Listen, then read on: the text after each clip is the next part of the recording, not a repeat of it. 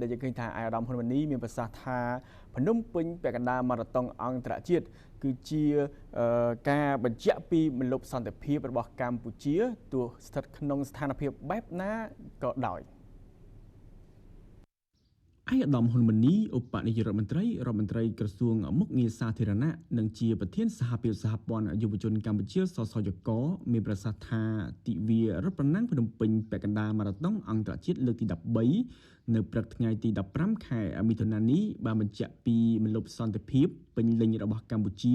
ទោះបីស្ថានភាពយ៉ាងណាក៏ដោយក៏សកម្មភាពនិងជីវភាពប្រចាំថ្ងៃរបស់ប្រជាជននៅដំណើរការធម្មតាការគូបញ្ជាក់នេះស្របពេលអាយដាមឧបនាយករដ្ឋមន្ត្រីបានអញ្ជើញចូលរួមរត់ចម្ងាយ21គីឡូម៉ែត្រក្នុងព្រឹត្តិការណ៍កីឡាទេសចរណ៍ដ៏ធំប្រចាំឆ្នាំនេះ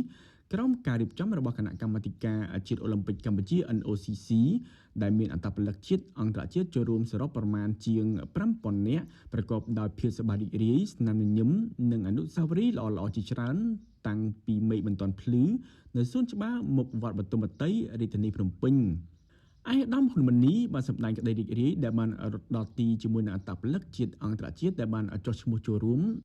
និងបង្ហាញនៅមនោសញ្ចេតនាគោរពដ៏ខ្ពង់ខ្ពស់បំផុតក្នុងបរិយាកាសនៃបរិវិធីបុណ្យចម្រើនព្រះជន្មសម្ដេចព្រះមហាក្សត្រីនរោត្តមមុនិនាថសីហនុព្រះវររាជមេដាជាតិខ្មែរក្រៅពីការចូលរួមរត់ចម្ងាយ21គីឡូម៉ែត្រដើម្បីសាកល្បងសមត្ថភាពលើកដំបូងអាយដាមបានកត់សម្គាល់ថាការរៀបចំព្រឹត្តិការណ៍ប្រចាំឆ្នាំនេះពិតជាមានសារៈសំខាន់សម្រាប់សុខភាពប្រជាពលរដ្ឋពិសេសគឺការជួបជុំគ្នាឆ្នាំនេះបានបញ្ជាក់ពីស្មារតីរបស់ប្រជាពលរដ្ឋក្រោមមលុបសន្តិភាពនៅកម្ពុជាទោះបីស្ថានភាពយ៉ាងណាក៏ដោយក៏ជីវភាពប្រចាំថ្ងៃរបស់ប្រជាពលរដ្ឋនៅតែដំណើរការដូចគ្នាដោយគ្មានការព្រួយបារម្ភឡើយតែយ៉ាងណាប្រជាពលរដ្ឋនៅតែតាមដានយ៉ាងយកចិត្តទុកដាក់ចំពោះស្ថានភាពជាក់ស្ដែងដោយគោរពនិងជឿជាក់ខ្ពស់លើវិធានការនានារបស់រាជរដ្ឋាភិបាលកម្ពុជាការរៀបចំនៃការរត់ហាហ្វម៉ារ៉ាតុននៅរាជធានីភ្នំពេញជាពិសេសរៀងរាល់ឆ្នាំដើម្បី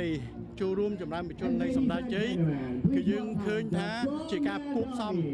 ទី1បងប្អូនគ្នាក្នុងនាមជាកូនខ្មែរហើយមិត្តភ័ក្តិបរទេសរបស់ដែលបានចុះឈ្មោះក្នុងការចូលរួមในការរត់នេះបង្ហាញនៃមនោសញ្ចេតនាស្មារតីគោរពហើយនឹងចម្រើនបញ្ជនដល់សម្ដេចជ័យតែក្រៅពីនឹងថែមទៀតប្រកាសណាស់កីឡាគឺដើម្បីសុខភាពហើយសុខភាពនេះហើយអាចនិយាយបានថាជាការសាកល្បងទៅលើកម្លាំងយើងខ្លួនឯងម្នាក់តែមានគ្នាមិនអាចចប់បានដូចខ្ញុំអញ្ចឹងលើកទី1ហើយលើកទី1ដោយសារល្បងតែចង់ដឹងថាតើខ្លួនឯងចប់បានអត់ហើយប្រកាសណាស់គឺសប្បាយចិត្តដោយសារបានចប់ក្រោម3ម៉ោងតែមិនស្រួលប្រហែលដែរតែតសារល្បងលើកទី1ហើយមិនដឹងថាយើងធ្វើបានឬអត់តែក្នុងពេលតែមួយគឺក្នុងពេលដែលយើងឃើញប្រជាពលរដ្ឋយើងបានជួបជុំគ្នានៅទីនេះក្នុងលក្ខណៈខ្លួនខ្ញុំផ្ទាល់ក៏សូមបញ្ជាក់ផងដែរថាស្មារតីយើងដោយថាក្រោមលំនៃសុខសន្តិភាពទោះស្ថានភាពយ៉ាងណាក៏ដោយជីវភាពប្រចាំថ្ងៃរបស់ប្រជាពលរដ្ឋនៅតែដំណើរការដូចគ្នាអញ្ចឹងអ្នកដែលមករត់នៅបន្តដោយអត់មានការព្រួយបារម្ភអីពេកនោះទេក៏ប៉ុន្តែមិនមែនបានន័យថាអារម្មណ៍ស្មារតីរបស់យើងមិនតាមដានអ្វីដែលជាស្ថានភាពវិវត្តនៅក្នុងប្រទេសជាតិរបស់យើងទេតែយើងចង់បានឯការដំណោះស្រាយមួយដោយសន្តិវិធីមិនចង់បានសង្គ្រាមឬក៏បានចំនួនទេក្រៅពីនឹងថែមទៀតក៏យើងតាមដានអ្វីដែលរាជរដ្ឋាភិបាលមានវិធានការជាបន្តបន្ទាប់ក្រៅពីនឹងថែមទៀតក៏សូមបញ្ជាក់ថាទឹកចិត្តស្មារតីរបស់យើងនៅទីនេះមែនក៏បញ្ជូនក្តីស្រឡាញ់នៃការគ្រប់គ្រងនិងភាពជឿជាក់ដល់កងកម្លាំងរបស់យើងបន្តក្នុងឡើងទី1ដំណើរការនៃជីវភាពប្រចាំថ្ងៃរបស់ប្រជាជនគួបផ្សំទាំងអ្វីដែលជាការ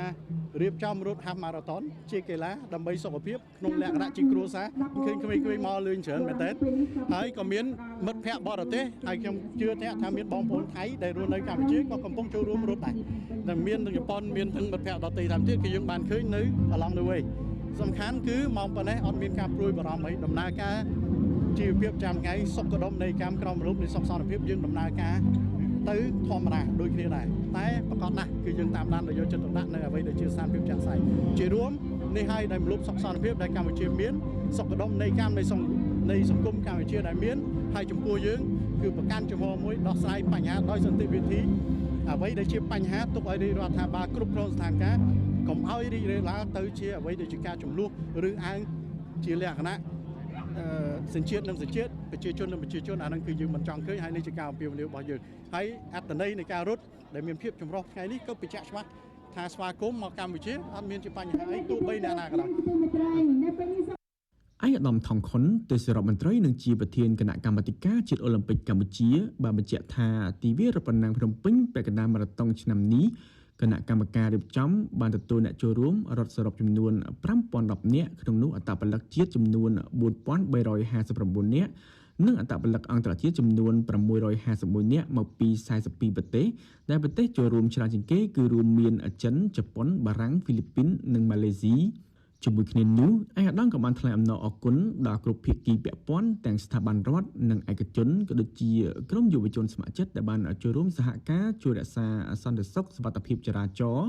ដល់អត្តពលិកជាតិអន្តរជាតិក្នុងទិវារថប្រណាំងនេះផងដែរ